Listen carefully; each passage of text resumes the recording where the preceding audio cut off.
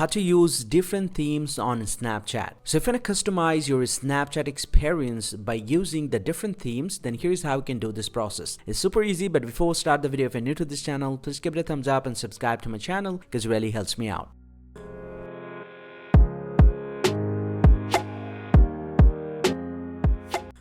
So now to experience the different themes on a Snapchat, first thing first, simply go and open up the Snapchat application from your Android phone or iPhone, and from the Snapchat homepage, tap on this profile icon at the top left.